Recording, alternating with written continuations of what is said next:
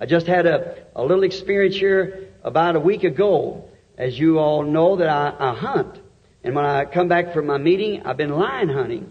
And after I moved into Arizona, it's good. I like to hunt big game. And I like to get out amongst nature and watch it. Now, I'm not a killer. I just hunt.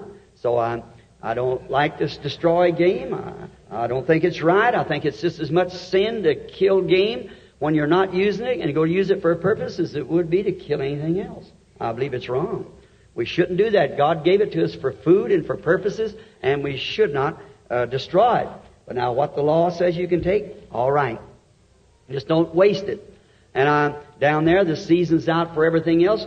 Lions kill a lot of cattle. And I know a lot of ranchers up in the country, and every time they get a kill, well, they call me. When a lion gets among sheep, a certain friend of mine the other night lost about $3,500 in one night by one lion, killing just lambs. He got in. Of course, the rest of the lions are going to have to pay for his sin. And so I got the lion.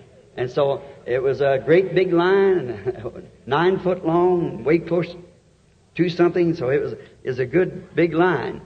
And then I went from the country of Arizona up into Utah to hunt. And so I was told that there was people up there. The man that I was going to hunt with was a government trapper. And for goodness sakes, don't mention anything about religion around him. He said he was really a rough fella. And I said, well, I told the man I was going with, I said, I won't mention it. He said, don't say preacher. If you do, you'll never get to go hunting. He wouldn't take you. Said, I hunted with him 3 days and slept with him every night, eat with him every day. And he never even said, good morning, how do you do? You want something to eat, wash the dishes? Nothing. Said, now just don't say nothing about it. I said, I won't say a word. So I didn't tell him I wouldn't pray, but I just kept on telling him I'd pray. So when we got up there, the man was a very hard character. And I didn't think he believed anything. And he just lost a baby a few nights before that, a stillborn baby. So we went hunting. And on the second day, the man I was hunting with had told him, said, I get to hunt everywhere around the country. So when the other hunter was with me, had left, we were way on top of peaks where we just run a line till we got him in the rocks and he had got away. And so we were sitting there waiting for the dog to return. And this man said to me, he said, the other hunter, your friend, tells me that you get to hunt everywhere. You got plenty of money?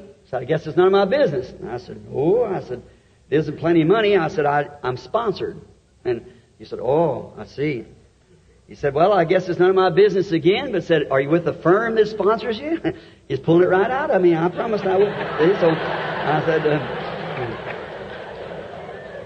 I said, no, sir, I'm a preacher, a missionary. He said, oh, what? And I said, a missionary. And he just stood and looked at me for a few minutes. I said, do you have any hope for life hereafter? What is your hope? He said, I'm a Jack Mormon. And I said, a what? He said, a Jack Mormon. I said, what kind's that? So the one that swears and drinks coffee and smokes cigarettes. I said, well, honest confession is good for the soul. And he said, I want to ask you something. He said, I am told that the Mormon church is the only true church there is. He said, do you believe that? I said, when it comes to church, I guess it's as good as any of them. I only know one truth, and that's Jesus Christ. I said, I know He's true. Well, he said, I had a baby born the other night, stillborn. He said, I'm told that this baby, because it was stillborn, God never did breathe the breath of life into it, that I'll never see it again. He said, what do you think about that? Well, I said, you won't as a Jack Mormon. You sure won't. That's one thing sure. You won't see it as long as you stay a Jack Mormon. And he said, well, he had been pushing at me, so why not push him back a little bit? You see, we had time to push back. So he said, I said, what's the matter? He said, oh, I don't know. And he said, well, what do you think? I said, I am acquainted with many fine, I didn't know he was a Mormon. And I know it being in Utah, it probably was, but because most of the people up there are Mormon around Salt Lake City. This wasn't Salt Lake City, however. So I thought, well, I've had some fine Mormon friends, been in the prayer lines, fine people. And I said, I have met some very fine men who are Mormons. And he said, I said, I don't know their teaching on that. I wouldn't want to say something contrary to their teaching because that's what you are, and I respect that highly. And I said, well, you believe that? He said, yes, sir, I do, but said, I don't live to it. I said, well, I believe that the Bible teaches that God knew that baby millions of years ago before the foundation of the world. I said, God told Jeremiah, before you was ever conceived in your mother's womb, before you ever was come forth from the belly, I knew you, sanctified you, and ordained you a prophet to the nations. I said, that's how much he knew about it. See? He said, thank you. He started walking down the hill. And then he met with this other fellow, and he said, why didn't you tell me that guy was a preacher? And so he talked to him a little bit and began to tell him about the meetings. Mormons believe prophecy. Might not be any here, but they do believe in prophecy. But so maybe I'm talking out of school. Well, but however, they believe, and he come back to me and said, I understand that you are a prophet. I said, no, sir. I said, the Lord has showed me a few things to happen. And he took off right away. He said, let's go in.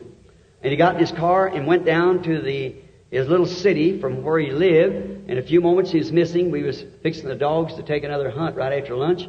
And when we did, he took off in the car. In a few moments, a fine-looking young man come back, about 17 years old, a real saintly-looking Christian gentleman. He said, this is my brother. He said, he is not a Jack Mormon. He's a real Mormon. I said, how do you do, son? And he said, I understand that my brother tells me that you are a prophet. I said, no, sir.